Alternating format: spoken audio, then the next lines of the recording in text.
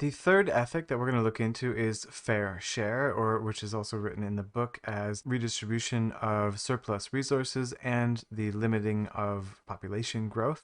Now, Bill's concept of fair share has been much more fleshed out than it originally was in the first books and the iterations that Bill has presented.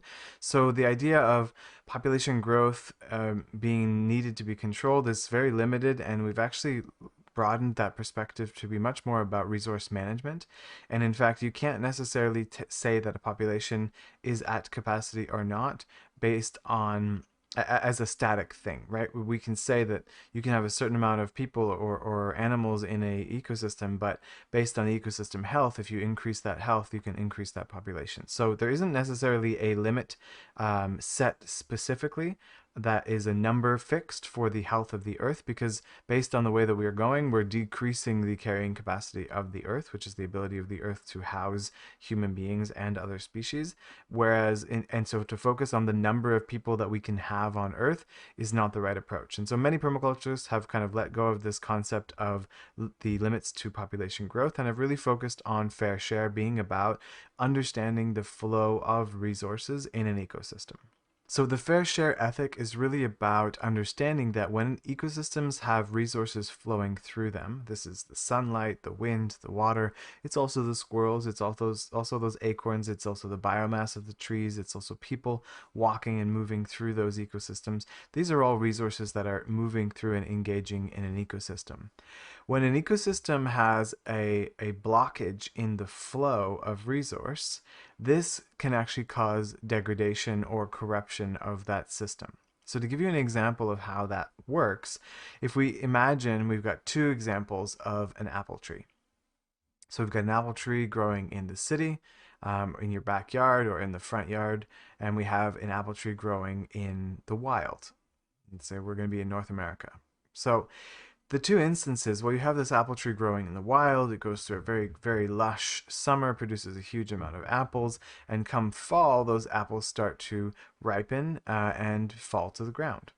Now, at this point, we actually have the fruit starting to ferment, which will attract certain insects. But we also have, even before then, we have deer that are showing up at those trees and literally eating apples right off the branches.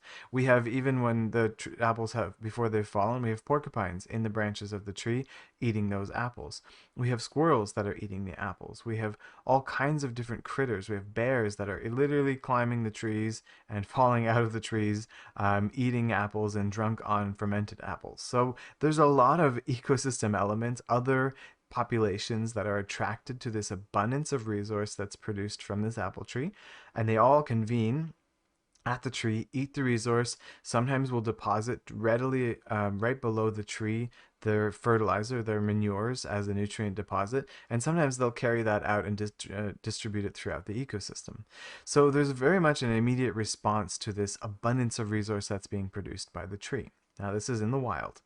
Now come back to the city and we compare. Well, in the city, there's no bears. If there were, we would shoot them, trank them, or relocate them.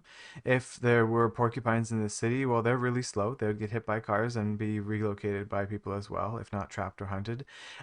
Same thing goes with their deer. You know, the deer, they don't survive very well in the city either. So many of the creatures that are responsible for or engaged in the life of the tree to redistribute surplus resource, they are no longer present. And what do we have left is we have some rats, we have some mice, we have some squirrels, and we have lots of other insects that are going to be attracted. So especially because once these apples are not being eaten in the fresh state or in the semi-fermented state, they start to rot. And as they start to rot, they release these fermenting smells or anaerobic decomposition smells that attract all kinds of wasps. They attract all kinds of other flies and things like that that bring with them fungal pathogens, that bring with them bacterial pathogens, or that literally themselves are just fruit fly or other insects that actually parasitize the tree or the fruit. And you end up with the decomposition of these fruit happening at the foot of the tree. And when this is going on at a very, at a large rate, even 1 year of this, you can have those pests that were attracted by these rotting fruit then hatch their eggs, hatch into larvae, and then they go into a dormant state in the soil, so that next year the tree actually gets more pests even sooner than they did the first year. So 1 year of not harvesting those apples or not allowing for nature to absorb that surplus of resource and move it out into the ecosystem, we actually cause a corruption in the quality of those apples. And even to a point where I was at a conference, an organic, the Atlantic Canadian Organic Regional Network Conference, ACORN, and there was a specialist of the Canadian government who's consulting on orchard management. I'm not going to name names, and she was really adamant about having everybody find volunteers or woofers to come and collect up all the apples from beneath the trees, because the diseases, the insect, and the detriment of your orchard is so dramatic that you absolutely need to make sure that you do this work. You cannot leave the rotting fruit at the base of those trees. And I remember being in the audience and piping up and saying, well, that's a lot of work for volunteers and woofers, especially when there's wasps and whatnot. It's really not the most pleasant job either. And I said, isn't there another way to do this? And she said, well, you're never going to be able to find people who are willing to do this for paid work. So you got to tap out your volunteers and your woofers, because they're looking for experience. And when you're done with them, you can just get more. So we've already commented on that linear extraction of human resource. But moving forward, I propose that we bring 2 pigs into the farmer's orchard to be able to eat those surplus apples and distribute the waste around. And the response from her was that you would never actually maintain your organic certification, because you would have fresh manure landing on the ground. So what you would end up having to do is, and her response was, you'll never get the volunteers and the woofers to pick up fresh pig poop. So, the idea here is that the volume of manure that lands on those trees and having it land right before winter isn't something that's actually problematic for a forest, whether it's certified organic or not. And the idea of moving out that surplus resource is met by 2 pigs who are able to manage that forest, obviously depending on the size of the forest, but they're able to engage with the ecosystem and help move out that surplus resource in a beneficial way that actually benefits the orchard, because they are depositing some fertilizer. So when we look at these 2 comparisons, to get back to the apple trees, there is one that is a natural system where we've allowed for nature to let the flow of resource move throughout its ecosystem with the interaction from all the different species. And then there's one in the urban situation, or in the designed food forest or designed orchard situation, where we've broken those access to many of those species. And by doing that, we accumulate a surplus of resource. That surplus of resource causes a unnatural or a degradation of resource that the system is not ready for, which actually causes harm to the apple tree. And so the design solution here is either get workers to do it, get woofers or volunteers to do it, which I'm not really a supporter of, or bring in a natural element such as an animal that is going to engage with that very happily. And if you've ever seen a pair of pigs who are devouring fermented apples, they are quite giddy and happy about it. So there's a very possible design strategy to meet that flow of resource in order to ensure that we don't get a degradation or a corruption based on that non-fair sharing of the surplus resource. Another example of fair share is if you think about collecting rain from a building, right? So we have a rain barrel that is collecting water from the roof of the house. Well, the gutters are bringing it to the rain barrel. Many people don't even put an overflow on the rain barrel. So what happens? Very quickly, your 200-liter rain barrel is full. It's overflowing. It ends up eroding the base of the foundation of the home, eroding the base that the structure of your rain barrel is on, potentially toppling the rain barrel over after a few months of that, damaging the actual infrastructure. It infiltrates into the soil near the home, which increases the likelihood of mold damage in the basement, which is actually, whenever I'm called to a home that has mold problems in their basement, the number one culprit, they want me to go into the basement and look for the problem, and I immediately want to go outside and look at their gutter and rain barrel situation. And most of the time, it's that they are either not collecting water or collecting water and infiltrating it right at the foundation of the home. So when we look at the rain barrel situation, you are trying to catch a resource that normally the rain would fall on the land. It would flow down in the little riffles and the creeks and the streams and out to the river and out to the lakes and then out to the other rivers and out to the ocean.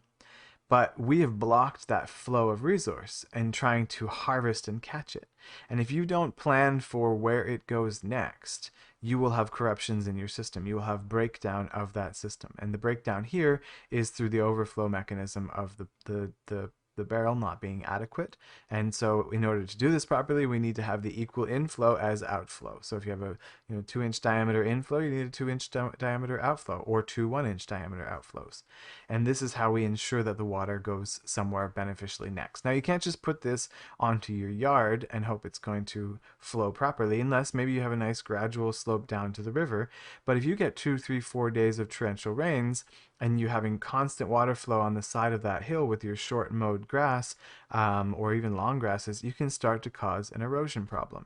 So what we want to do is continually follow this resource and make sure that it works with our ecosystem in a way that is going to provide benefit, but go somewhere else in another controlled and subdued manner that is going to benefit the ecosystem. So whenever designing in permaculture, to meet the fair share ethic, we need to always ask, where does this resource go next? Okay, you've got chickens who are eating all this grain and providing all this manure waste. Well, what do we do with that manure waste? Where does it go next?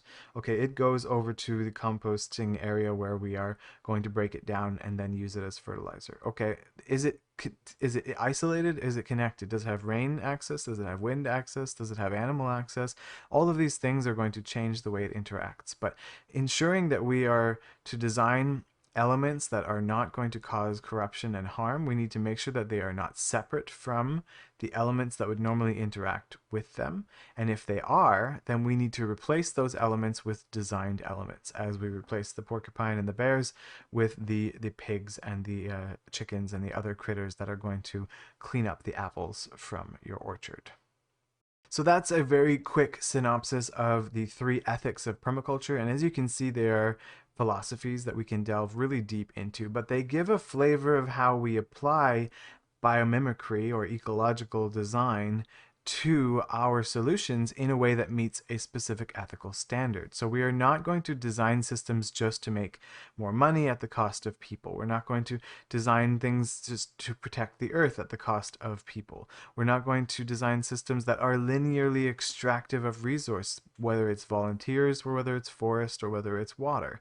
We are going to ensure that all of our designs as permaculture designers meet these 3 core ethics, that we are going to care for the earth in a way that the earth is emboldened, embellished, and integrated into the systems that we do in such a way that we cannot dispose of it and it cannot dispose of us. We are going to design human systems where we respect each other's needs, provide benefits that are beyond maybe money or shelter and food, but also social and so on, so that our community is strengthened and emboldened in a way that we can be ready for the vast changes that are coming with climate change, with social change, with political change, and whatnot. And finally, we are going to ensure that no social or environmental or economic accumulations of resource are allowed to happen that don't fair share or that don't flow through the ecosystems that they are engaged with. And this works with monetary systems as much as it works with food systems, as much as it works with water systems as well. There cannot be a hoarding of resource separate from the actual ecosystems that it is engaging with. Otherwise it will inevitably cause corruption. And so that's how you very simply can look at these 3 ethics as a way to guide your permaculture design and ensure that it is meeting a system that provides abundance for all the aspects of life on Earth.